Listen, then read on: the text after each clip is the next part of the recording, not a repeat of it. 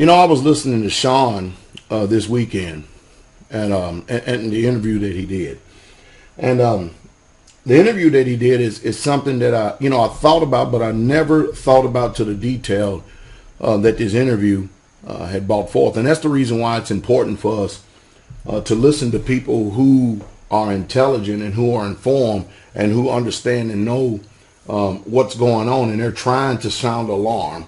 They're trying their best to do their part to wake up the people.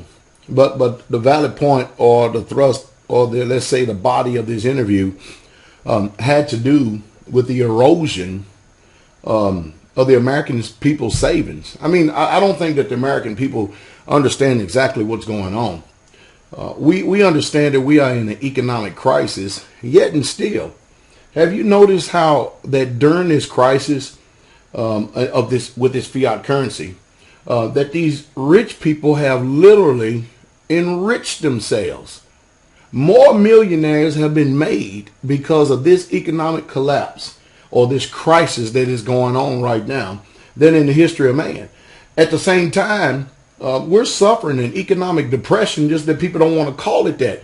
But yet and still 40% of the Americans' people's savings have been eroded through inflation, high prices of commodities, and of course the printing of money into oblivion.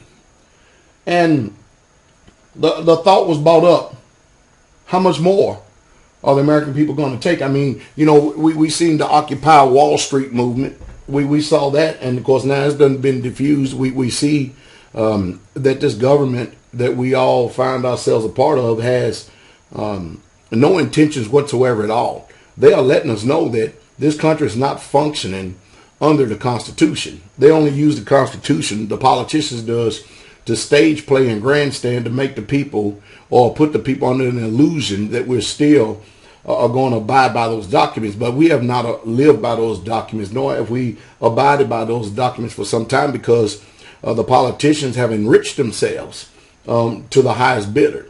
And you have to understand that when the politicians, if they receive an annual salary, which they give themselves pay raises all the time, but if they receive an annual salary of maybe $150,000, $1,000 a year, and I want you to hear me out very clearly, what's $150,000 a year compared to the corporations that will, through campaign contributions, line their pockets with over, who knows, 500,000, a million, 2 million, 3 million, just to get a law or bill passed that will help the corporation to function better. See, a lot of people don't understand that America is a corporation. It's not a country. And I understand that you have country embedded into your mind because that's the way they trained you to believe.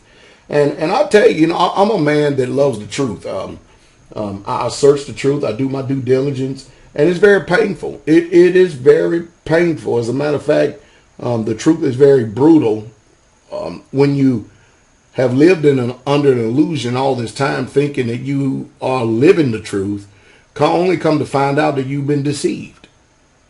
And the deception is so great and so painful that when you meet that crossroads right there, you have a decision to make. You can either choose to continue to live in that truth and or live in that deception, and continue to keep living your life and functioning in your life that way for the rest of your life and stay mute and silent.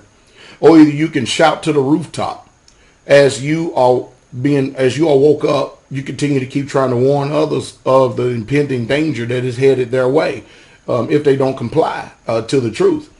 And whether we like it or not, people on one side attracts to the other. But the things that they continue to keep going the way they're going, in another 4 or 5 years, the people are going to see their wealth eroded to 60, 70, 80%. I mean, will the American people revolt then after they become so poor that their ability to resist is null, nil, and void? As a matter of fact, is the plan to make you so poor that you will willingly go to the FEMA camps? Is the plan so entrenched that you will willingly beg the government for help? I mean, after all, stocks, bonds, mutual funds, IRAs. We can go on and on and on and on and on. Hey, we're not gaining anything. Look at these low interest rates that they keep on saying it's going to be that way until who knows when.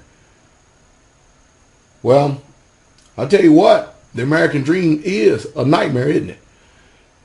And if you don't listen to pastors like me, who's trying to inform you and tell you the direction that you need to be doing, the steps you need to be taking, there's going to be a weeping howl all across this land. It's just going to be too late.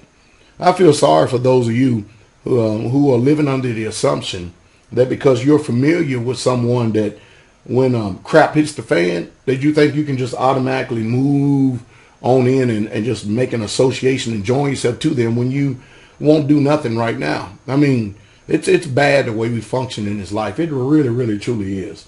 No, there are those who are very serious about this, and they're making moves right now. I think that personally, that they are just like the proverbial frog in the bucket, that they are slowly but surely, you know, so that the shock factor don't be as bad. They're slowly but surely tearing the American people down and stealing their wealth. That's why I personally believe that the only way your wealth is not going to be stolen from you has got to be intangible assets. And that's just me personally. Hey, you can believe what you want. If you believe that Federal Reserve notes is the way that you should store your wealth, then have at it. Hey, so-called free country, right? It's amazing how we're so-called free and we're regulated half to death, isn't it? But it is remarkable, and it is amazing. Yes, sir. Yes, ma'am. It is remarkable and amazing at the amount of injustices that we put up with. I mean, do you understand the reason why even though we continue to see all this fraud going on with the politicians and with the banking sector, do you understand the reason why these people don't go to jail?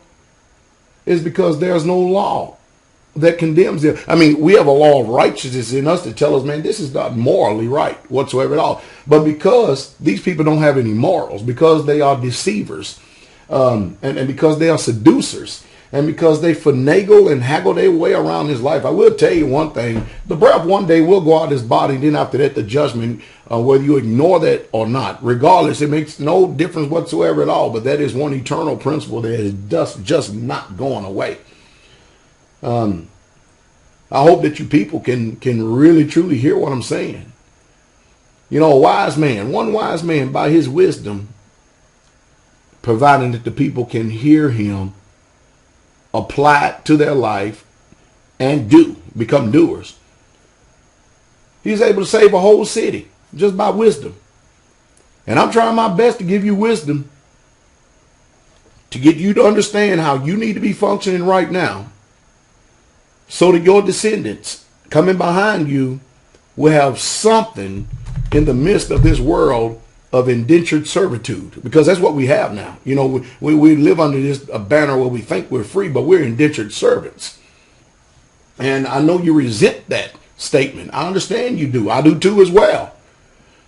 But yet, if you don't understand where you are, what's going on right now, how are you going to know how to function? How are you going to have answers? How are you going to understand what's going on? We live in a system of deception. There's nothing righteous about it whatsoever at all.